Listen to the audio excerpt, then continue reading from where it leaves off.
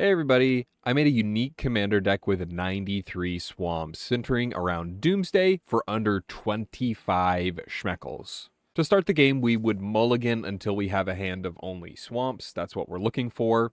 And turn 1, we play a swamp. Turn 2, we play a swamp.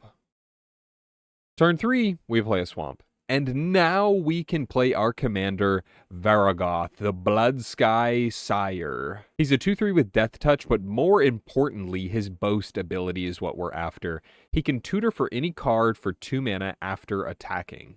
Turn 4, we play a swamp and attack with our commander, so we can activate his Boast ability and tutor Doomsday to the top of our library.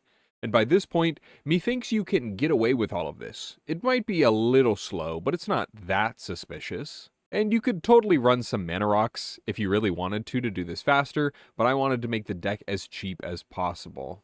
Turn 5, we play Swamp, and we play Doomsday.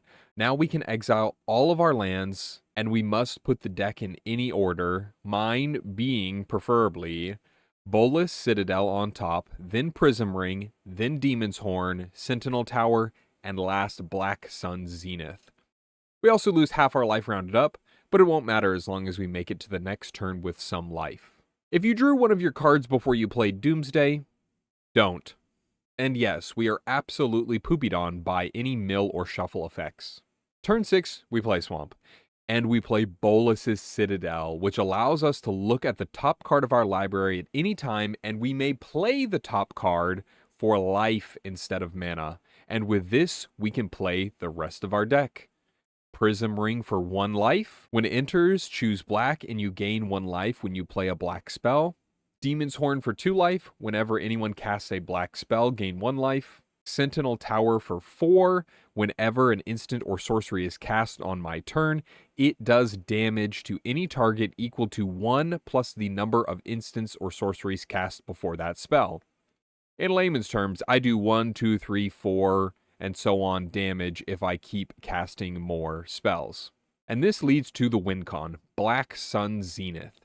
If all your other cards go uncontested and you finally make it here, you've basically won. For 2 life, we put 0, -1/-1 counters on each creature. Wait, but how does that even win?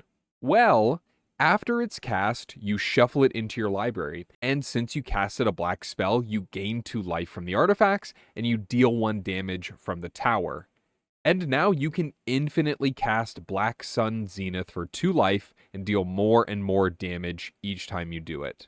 This deck really only does one thing, but it does it well.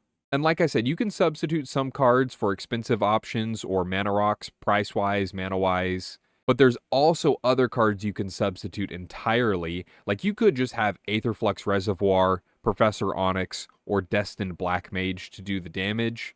Aetherflux being the best, but the most expensive, as it gains life and can deal damage.